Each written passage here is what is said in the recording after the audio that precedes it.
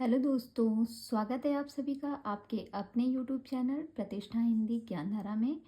तो आप सभी कैसे हैं? उम्मीद करती हूँ कि आप सभी अच्छे होंगे और अपनी पढ़ाई को और भी बेहतर बना रहे होंगे। तो चलिए आपकी पढ़ाई को थोड़ा सा और बेहतर करने के लिए हम बात करते हैं पाश्चात्य काव्यशास्त्र पर। और पाश्चात्य काव्यशास्त्र में हम जो है कल इलियट को देख रहे थे। इलियट के विषय में हमने थोड़ा बहुत पढ़ा था। आज हम उसके आगे पढ़ते हैं। और ये जो मेरी सीरीज चल रही है वो चल रही है पुनीत राय की वसुनिष्ठ हिंदी से काव्यशास्त्र। और काव्यशास्त्र में मैं पढ़ रही हूँ इस समय पाश्चात्य काव्यशास्त्र। भारतीय काव्यशास्त्र अगर किसी को देखना है पढ़ना है तो मेरी पुरानी वीडियोस में जाके देख सकता है। प्लेलिस्ट में जाइएगा, काव्यशास्त्र की वहाँ पे प्लेलिस्ट पड़ी है, आप वहाँ से जाके भारतीय काव्यशास्त्र को पूरा मैंने पढ़ाया है ट्रिक के साथ। जहाँ जहाँ ज़रूरत पड़ी है ट्रिक बताने की वहाँ पे वो भी बताई गई है और चीज़ों को अच्छे से याद कराया गया है। अगर आप भारतीय काव्यशास्त्र पढ़ना चाहते हैं तो आप वहाँ से जाके पढ़ सकते हैं। बाकी पाश्चात्य भी सारी PDF जो है सारी प्लेलिस्ट पड़ी हुई है, आप वहाँ से जाके देख सकते हैं। और साथ ही साथ मेरा जो है मेरे चैनल के डिस्क्रिप्शन में जो है मेरे टेलीग्राम की लिंक पड़ी है। तो अगर हो सके तो आप मेरे टेलीग्राम ग्रुप को ज्वाइन कीजिए, क्योंकि 1 मई से जो है उसमें मैं क्विज कराना स्टार्ट करूँगी, जिसमें मॉर्निंग में आपकी GS की क्विज होगी और इवनिंग में जो है आपकी हिंदी से रिलेटेड किसी भी टॉपिक पे कोई ना कोई क्विज कराई जाएगी। तो डेली कम से कम 2 क्विज तो आपको मिलेगी ही, तो उससे आपकी तैयारी और भी बेहतरीन हो जाएगी। तो अगर आप करना चाहते हैं तो आप टेलीग्राम ग्रुप को ज्वाइन कर सकते हैं। तो आइए चलते हैं अपने टॉपिक की तरफ। कल हमने इलियट के बारे में पढ़ा था, आज हम उसके आगे देखते हैं। और हाँ, अगर आप में से कोई भी मेरे चैनल पे फर्स्ट टाइम आया है तो प्लीज़ चैनल जो है वीडियो को पूरा देखिएगा। वीडियो अच्छी लगेगी तो लाइक कीजिएगा, और अगर इसी तरह की वीडियोस पाना चाहते हैं तो शेयर और सब्सक्राइब जरूर कीजिएगा। चलिए देखते हैं। कलाकार जितना उत्कृष्ट होगा उसमें अनुभविता यानी कि भोक्ता और सृष्टा का अंतर उतना ही स्पष्ट होगा। ये लाइन किसके द्वारा कही गई है? तो ये कहा गया है इलियट के द्वारा। किसके द्वारा कहा गया है? इलियट के द्वारा कहा गया है। कहते हैं कि कलाकार जितना उत्कृष्ट होगा उसमें अनुभविता यानी कि भोक्ता और सृष्टा का अंतर उतना ही स्पष्ट होगा। आगे कहते हैं the more perfect the artist the more completely separate in him will be the man who suffers and the mind which creates. ये कथन किसका है? तो ये कथन है इलियट का। आगे देखते हैं कलाकृति के आस्वादन से उत्पन्न अनुभूति किसी भी अन्य साधन से उत्पन्न अनुभूति में भिन्न कोटि की होती है। अर्थात कलाजन्य अनुभूति तथा अकलाजन्य अनुभूति में भेद होता है। ये मत किसका है? तो ये मत है इलियट का। देखिए क्या कह रहे हैं कि कलाकृति के आस्वादन से उत्पन्न अनुभूति किसी भी अन्य साधन से अगर उत्पन्न होती है कोई अनुभूति तो वो भिन्न कोटि की होती है, यानी कि अलग होती है। अर्थात कलाजन्य अनुभूति तथा अकलाजन्य अनुभूति में क्या होता है? भेद होता है, अंतर होता है। ये किसका मत है? ये इलियट का मत है। इसे आप अपनी जो है डेली की दिनचर्या में, आप नॉर्मल ज़िंदगी में अपने आपने ये चीज़ देखा होगा कि जैसे आप मार्केट में सब्जी लेने जाते हैं तो आपने देखा होगा बहुत सी सब्जियां हैं जो अब सीजन ही नहीं है, वो मतलब सालों साल मिलती हैं। बहुत सी सब्जियां ऐसी हैं जो मतलब बस सीजन के हिसाब से मिलती थी ना, लेकिन अब वही सब्जियां आपको सालों साल मिलती हैं। कोई दिक्कत नहीं है, आपको चाहे जिस महीने में आप जाइए आपको मिल जाएंगी। तो जो कहा जाता है कि जो सब्जी हम उगाते हैं पेड़ों से, अपनी मतलब जिसकी खेती की जाती है उसको उगाया जाता है, फिर उसकी फसल काटी जाती है, फिर उसको बेचा जाता है, जो उसकी क्वालिटी होती है और जो इंजेक्शन वगैरह दवाओं से बनाया जाता है जिन सब्जियों का निर्माण होता है उसकी जो क्वालिटी होती है वो अलग होती है ना, दोनों में अंतर होता है। अच्छा, लोग बना तो देते हैं, सबको क्या लगता है कि सामने वाला तो इडियट है, उसको तो अंतर समझ में नहीं आएगा, लेकिन ये नहीं जानता कि उसको भी अंतर समझ में आता है। तो याद रहेगा ना कि लोग ऐसा क्यों बनाते हैं, लोगों को सबको इडियट समझते हैं, बेवकूफ़ समझते हैं, इडियट समझते हैं। इसीलिए जो है वो लोग सोचते हैं कि इन लोगों में अंतर कोई नहीं कर पाएगा, बट अंतर तो पता ही है इडियट तो हम नहीं होते। तो थोड़ा सा अगर आप ध्यान से इसको पढ़ेंगे तो आपको याद रहेगा कि ये कथन किसके द्वारा कहा गया है।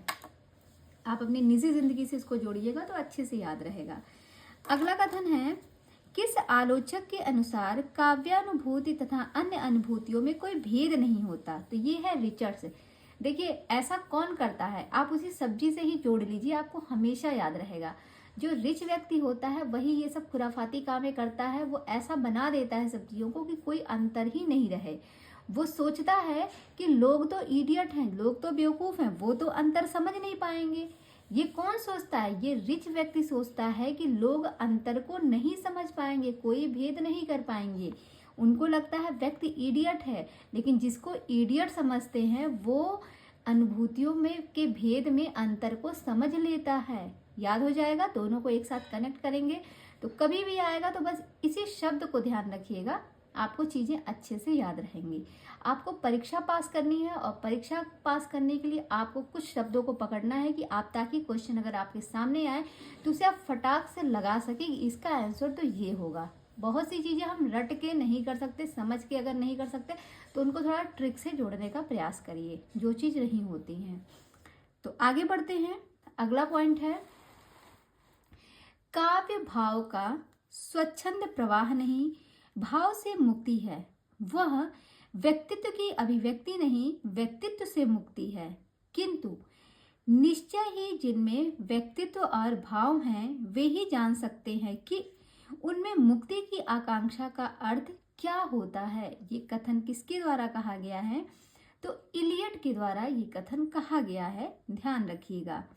ये भी कथन इलियट के द्वारा कहा गया है। अगला कथन है, आलोचना का मूल तत्व है अच्छी कविता का चयन, अच्छी कविता के चयन की और बुरी कविता के त्याग की क्षमता। क्या कहते हैं, आलोचना का मूलभूत तत्व है कि अच्छी कविता के चयन की और बुरी कविता के त्याग की क्षमता। ये कथन किसका है, तो ये इलियट का है। लोग समझते हैं कि व्यक्ति जो है वो इडियट है, बेवकूफ़ है, लेकिन जो इडियट भी है ना वो भी ये जानता है कि हमें जो है अच्छी चीज़ों का चयन करना है, बुरी चीज़ों का त्याग करना है। भाई कोई इडियट भी होगा, कोई बेवकूफ़ भी होगा, उसको भी इतना पता है कि हमें जो है किसका चयन करना है, हमें अच्छी चीज़ों का चयन करना है। यानी कि कविता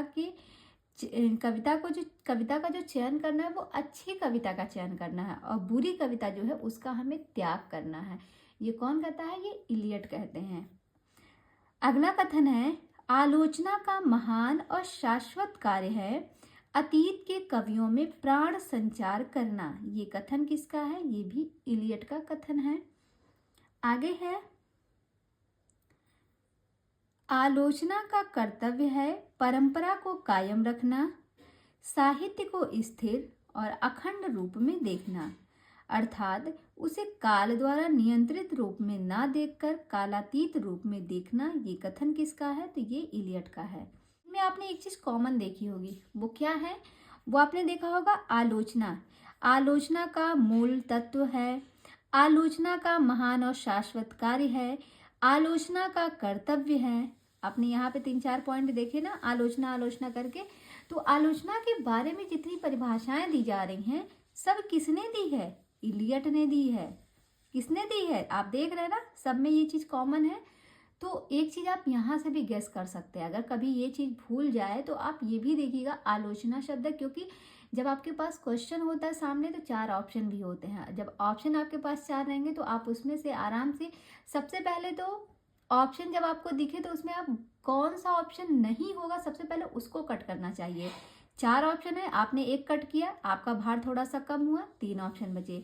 फिर उनमें से 3 में से आप छांट लेंगे कि ये भी कट किए, ये भी नहीं है। अब 2 बचे, 2 में आपको जो है डिसाइड करना है कि कौन सा सही होगा। तो अगर चीज़ें आप थोड़ी सी पढ़े रहेंगे तो उसके आधार पे आप उसको गैस करके लगा सकते हैं कि ये किसका कथन है। आगे हम देखते हैं, देखिए ये भी जो कथन है देखते हैं किसका है। आलोचना की 2 सैद्धांतिक सीमाएं हैं, एक तो यह कि काव्य क्या है और दूसरा यह कि क्या यह अच्छी कविता है। ये कथन किसका है, तो ये भी इलियट का है। देखिए ये भी आलोचना के विषय में बात की गई, तो ये भी इलियट का ही कथन है। इन्होंने क्या किया, आलोचना की दो सैद्धांतिक सीमाएं बताई। एक बताया कि एक तो यह कि काव्य क्या है, और दूसरा क्या यह अच्छी कविता है। ये कथन किसका है, इलियट का है। आगे है द फंक्शन ऑफ क्रिटिसिज्म और द फ्रंटियर्स ऑफ क्रिटिसिज्म नामक लेखों के रचयिता कौन है। तो ये किसका ग्रंथ है, तो ये है इलियट का ग्रंथ। किसका ग्रंथ है, इलियट का ग्रंथ है। आगे है इलियट ने आलोचना के दो उद्देश्य माने। तो आलोचना के विषय में जितनी भी बातें हो रही है इलियट के द्वारा कही जा रही हैं, आप यहाँ पे देख रहे हैं। तो इस चीज को भी आप ध्यान रखिएगा, आलोचना शब्द का जो बार बार प्रयोग किया जा रहा है वो इलियट के द्वारा हो रहा है। तो यहाँ पे इलियट ने आलोचना के दो उद्देश्य माने। पहला है कलाकृतियों का विषदन, रुचि का परिष्कार। रुचि का परिष्कार और कलाकृतियों का विषदन, कल हमने पढ़ा था। रुचि परिष्कार जो है उसके आलोचक कौन माने जाते हैं, तो इलियट ही माने जाते हैं, क्योंकि रुचियों का, जो लोग इडियट होते हैं वो अपने रुचियों का भी परिष्कार कर देते हैं। ऐसे ही पढ़े थे। आगे कहते हैं बाद में 1956 ईस्वी में लिखित द फ्रंटियर्स ऑफ क्रिटिसिज्म नामक लेख में इन दो उद्देश्यों के बदले दो अन्य उद्देश्य प्रस्तुत किए गए। इन दो उद्देश्यों यानी जो ऊपर वाला उद्देश्य दिया गया है आलोचना के, इसके बदले दो अन्य उद्देश्य प्रस्तुत किए गए। वो है साहित्य का बोध और आस्वादन। ये दो उद्देश्य इसमें प्रस्तुत किए गए। आगे कहते हैं महत्वपूर्ण आलोचक वह व्यक्ति है जो कला की वर्तमान समस्याओं में निमग्न होते हुए भी उन समस्याओं पर अतीत की मान्यताओं की प्रासंगिकता प्रदर्शित करना चाहता है। ये कथन किसका है, ये इलियट का कथन है। इसमें भी आलोचक के बारे में बात कही जा रही है कि महत्वपूर्ण आलोचक वह व्यक्ति है जो कला की वर्तमान समस्याओं में निमग्न होते हुए भी उन समस्याओं पर अतीत की मान्यताओं की प्रासंगिकता प्रदर्शित करना चाहता है। ये कौन है, तो ये लोग हैं। ये कौन चाहता है, तो ये इलियट का कथन है, इलियट ऐसा चाहते हैं। आगे है इलियट ने आलोचना के उद्देश्यों की सिद्धि के लिए दो साधन माने हैं। देखिए आलोचना के, इन्होंने पहले क्या किया, इलियट ने आलोचना के दो उद्देश्य बताए, और अब इन्होंने क्या किया, इन्होंने उद्देश्यों की सिद्धि के लिए दो साधन भी बताए। एक है तुलना और दूसरा है विश्लेषण। आगे बात करें तो अगला पॉइंट है संवेदनशीलता के असहाय चर्य सिद्धांत के प्रवर्तक कौन है, तो वो है इलियट। ये महत्वपूर्ण प्रश्न आपका बन सकता है। संवेदनाशीलता के असहाय चर्य सिद्धांत के प्रवर्तक इलियट माने जाते हैं। संवेदनशीलता के असहाय चर्य के सिद्धांत के लिए इलियट फ्रांसीसी कवि आलोचक रेमी दा गुर्मो के आभारी हैं। अंतर यह है कि गुर्मो ने केवल एक व्यक्ति लागोर्फ के संदर्भ में संवेदनशीलता के असहाय चर्य की बात कही थी, पर इलियट ने अंग्रेजी साहित्य के विशाल परिदृश्य के संबंध में इसका प्रयोग किया। आगे देखते हैं इलियट के अनुसार महान कवि और काव्य में भाव और विचार का समन्वय होना चाहिए। भाव और विचार का असहाय चर्य ही संवेदनशील का असहाय चर्य है। ये जो बात कही गई है इलियट के द्वारा कही गई है। तो देखिएगा एक चीज आप देख रहे हैं, संवेदनशील, संवेदनशील शब्द आया है, तो संवेदनशील हो गया, आलोचना शब्द हो गई। ये दो शब्द का प्रयोग कौन कर रहा है, इलियट कर रहे हैं। और यहाँ पे आपने पढ़ा भी है कि संवेदनशील के असहाय चर्य सिद्धांत के प्रवर्तक कौन है, इलियट है। जो इडियट व्यक्ति होते हैं, बेवकूफ टाइप के होते, उनके अंदर थोड़ी संवेदनशीलता भी होती है, बेवकूफ होते हैं, ज़्यादा चीज़ों को नहीं समझते, इसलिए बोलते भी नहीं हैं। संवेदनशील रहते हैं, ज़्यादा बोलते नहीं हैं, सोचते हैं कि मैं बेवकूफ़ टाइप का हूँ, ज़्यादा दिमाग नहीं लगा पाऊंगा तो फिर क्या ही बोलूँ, ऐसे जोड़ सकते हैं आप। तो याद भी रहेगा संवेदनशील इलियट को आप इडियट बना दीजिए तो आपको चीज़ें थोड़ी याद भी रहेंगी। तो ये जो कथन है ये इलियट के अनुसार कहा गया है। आगे हम देखेंगे काव्य श्रेष्ठ मनोरंजन है। ये कथन किसका है, तो ये इलियट का है। इलियट कहते हैं कि काव्य जो है वो एक श्रेष्ठ मनोरंजन है, इलियट का कथन है। अगला पॉइंट है किस आलोचक ने अपने साहित्य में अभिजात्यवादी, राजनीति में राजभक्त और धर्म में एंग्लो कैथलिक घोषित किया है? बहुत ही महत्वपूर्ण है।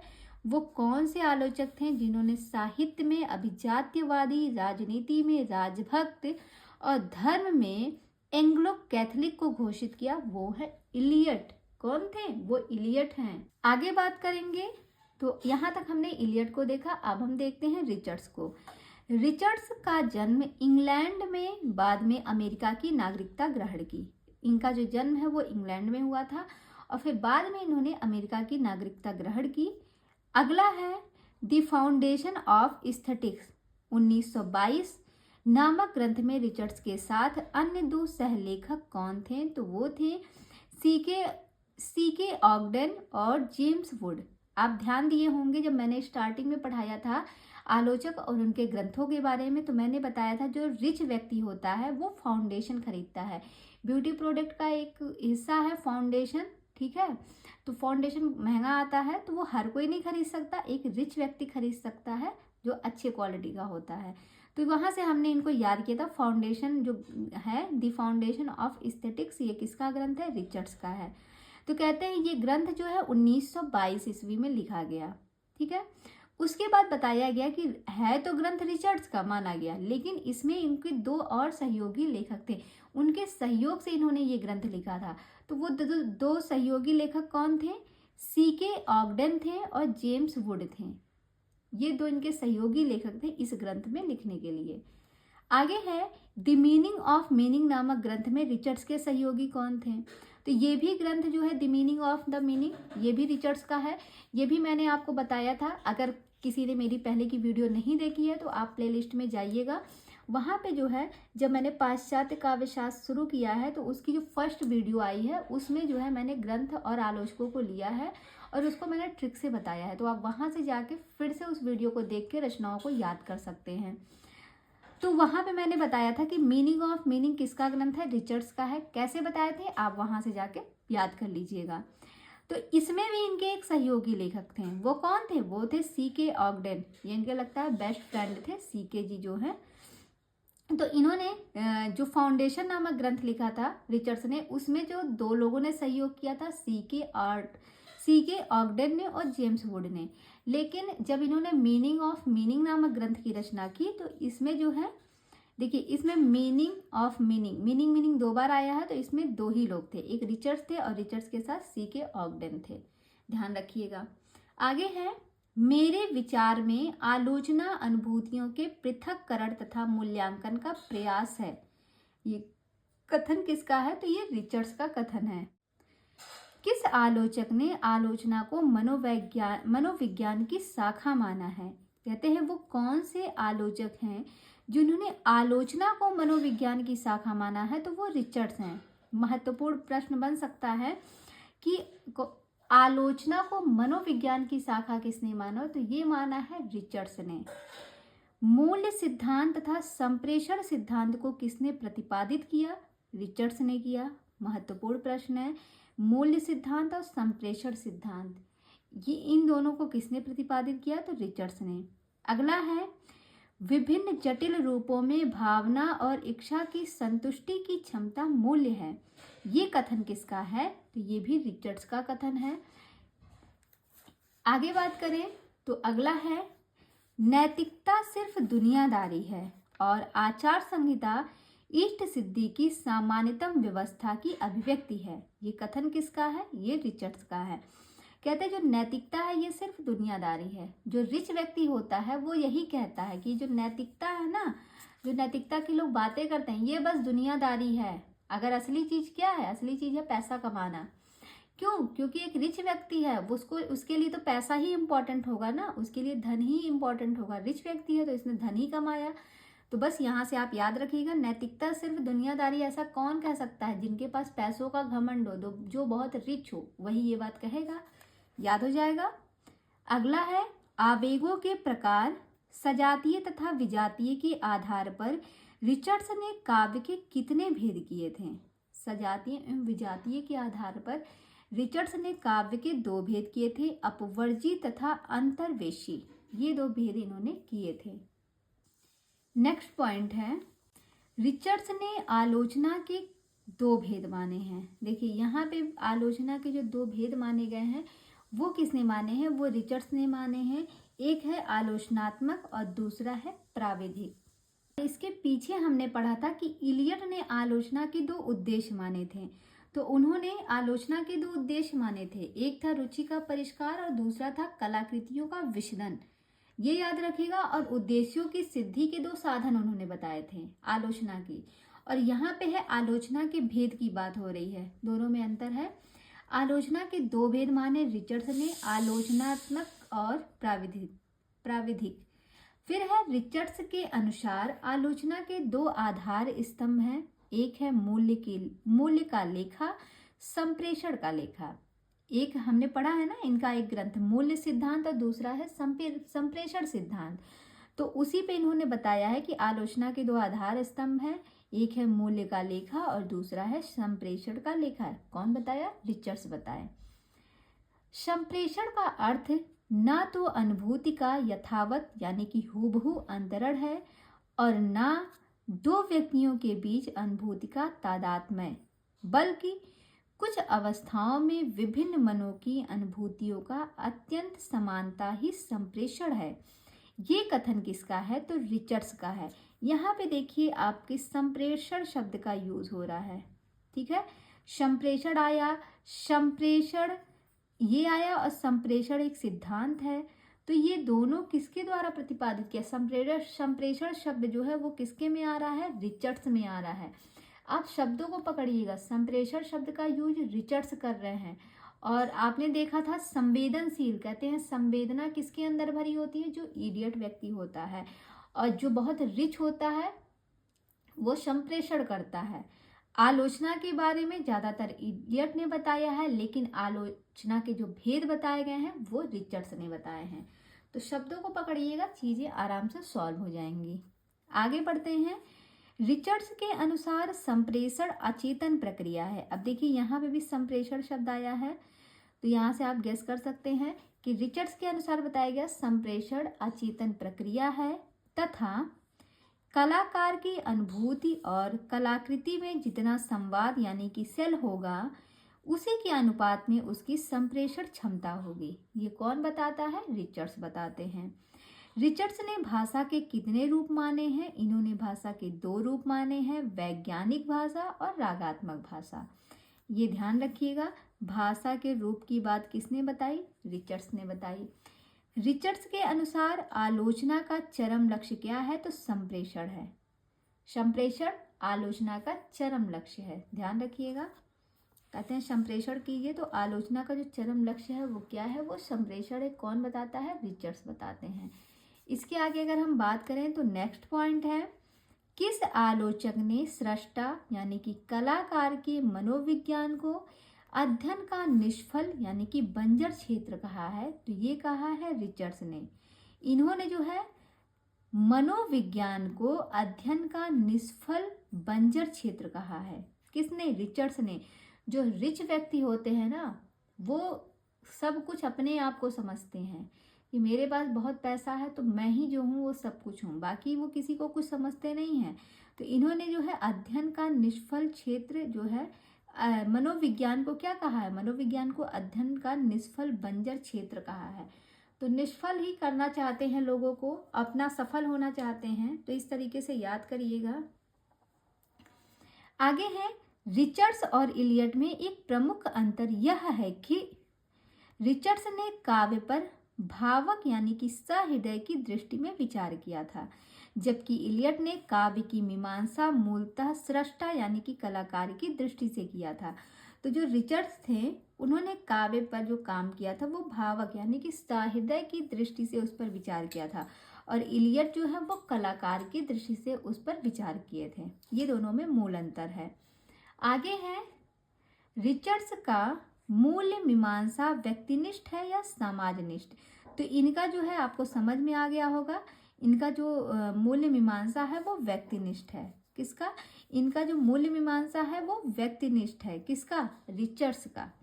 आगे है, रिचर्ड्स ने आलोचना का आधार स्तंभ किसे माना है, तो मूल्य और संप्रेषण को अभी हमने पढ़ा है कि एक मूल्य सिद्धांत है, एक संप्रेषण सिद्धांत है। तो किसके में पढ़े हैं? रिचर्ड्स में पढ़े हैं। तो यहाँ से बता सकते हैं रिचर्ड्स ने आलोचना का जो आधार स्तंभ है वो किसे माना है? मूल्य और संप्रेषण को। रिचर्ड्स के अनुसार काव्य का एकमात्र प्रयोजन आवेगों की संतुष्टि के द्वारा संतुलित विश्रांति की उपलब्धि है। ये कौन कह रहा है? ये रिचर्ड्स कहते हैं कि काव्य का एकमात्र प्रयोजन आवेगों की संतुष्टि के द्वारा संतुलित विश्रांति की उपलब्धि है। आगे जो है इन्होंने स्वच्छंदतावाद की कुछ विशेषताएं बताई गई हैं। देख लेते हैं स्वच्छंदतावाद की विशेषताएं क्या हैं। स्वच्छंदतावाद की जो विशेषताएं हैं वो हैं स्वतंत्रता, मुक्ति की आकांक्षा, कल्पना और संवेग की महत्ता, व्यक्तिकता, प्रकृति की ओर उन्मुखता। ये जो है स्वच्छंदतावाद की विशेषताएं बताई गई हैं। विशेषताओं को ध्यान रखिएगा। आगे हैं इन डिफेंस ऑफ पोइजी नामक ग्रंथ के लेखक हैं। कौन है? इन डिफेंस ऑफ पोइजी नामक ग्रंथ के लेखक कौन है? वो है शैली। कैसे हैं वो? उस ग्रंथ के लेखक कौन है? शैली हैं। कौन है? शैली हैं। आगे है निगेटिव कैपेबिलिटी यानी कि निषेधात्मक क्षमता सिद्धांत किसने प्रतिपादित किया? तो निगेटिव कैपेबिलिटी जो है ये कीट्स की है, यानी कि निषेधात्मक, जिसे हम हिंदी में कहते हैं निषेधात्मक क्षमता। इसका सिद्धांत किसने प्रतिपादित किया था? तो ये किया था कीट्स ने। आप देखे होंगे जो किट आती है जिसमें पॉजिटिव और निगेटिव हम रिजल्ट देखते हैं, है कि नहीं? पॉजिटिव आया है, रिजल्ट पॉजिटिव आया है, ये निगेटिव आया है, एक किट आती है, आप सभी जानते होंगे। तो इसी से आप याद रखिएगा निगेटिव कैपेबिलिटी, यानी कि निगेटिव रिजल्ट निगेटिव आया है। ये कैसे पता चला? किट के द्वारा। कहते हैं ना मार्केट से एक किट लेके आइए, उससे हमें चेक करना है कि हमारा जो है रिस्पॉन्स वो निगेटिव है या पॉजिटिव जा रहा है। और आप उसे जोड़ सकते हैं, जैसे प्रेगनेंसी किट आती है, समझ जाइए, फिर वहाँ से आप इनको कनेक्ट करके याद रख सकते हैं। हमेशा याद रहेगा कि ये सिद्धांत किसने प्रतिपादित किया? किट्स ने किया। आगे है उत्तर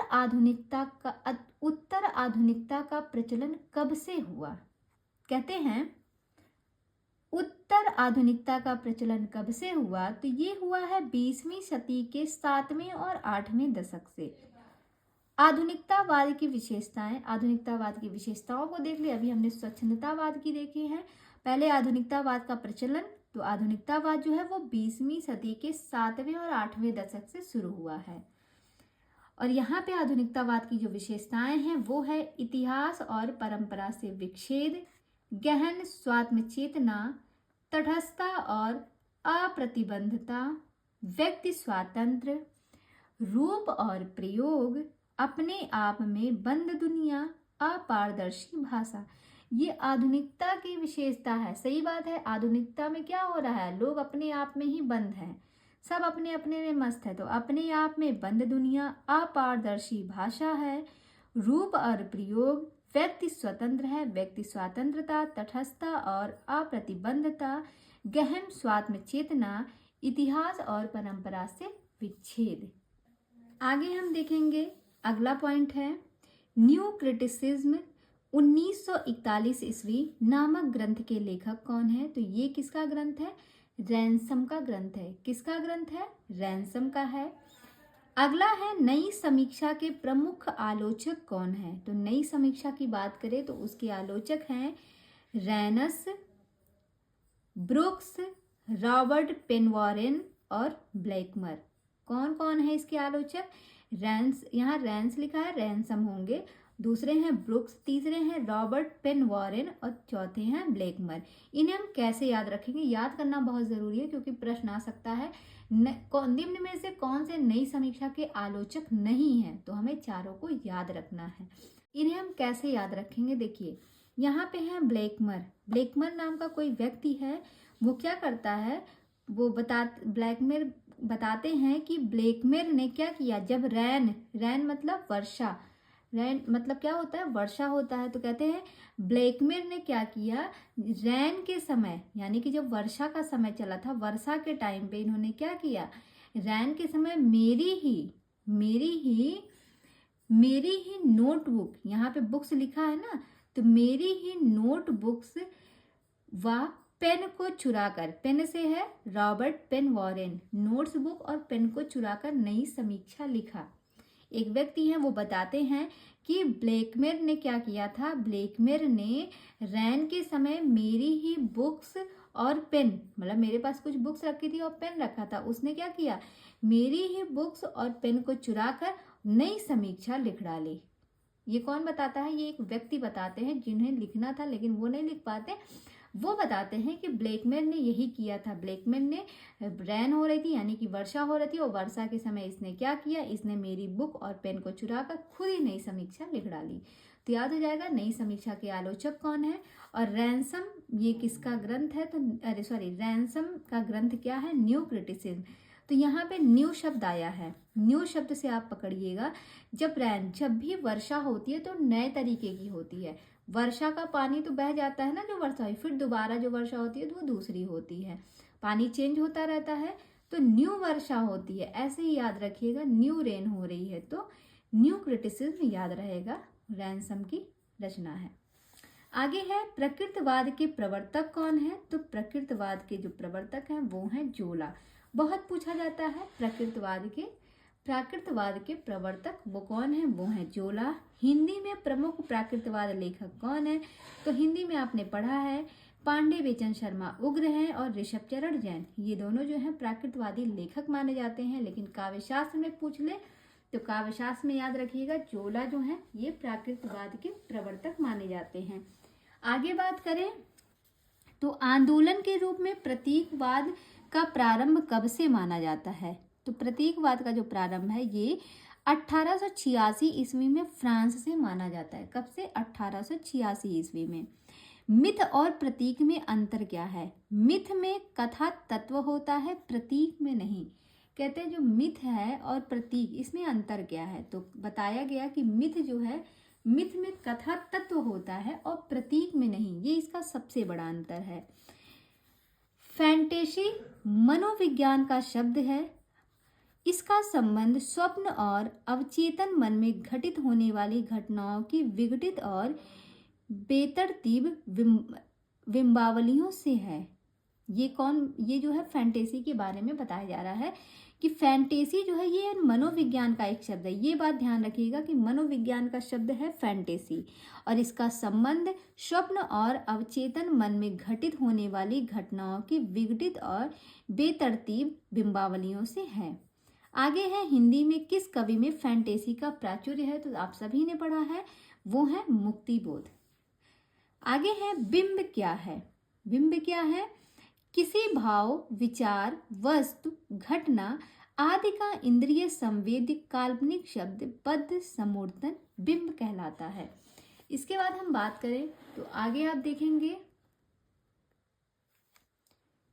अगला पॉइंट है सन 1908 ईस्वी में हुल्मे और फ्लिंट ने बिंबवाद पर एक घोषणा पत्र प्रकाशित किया।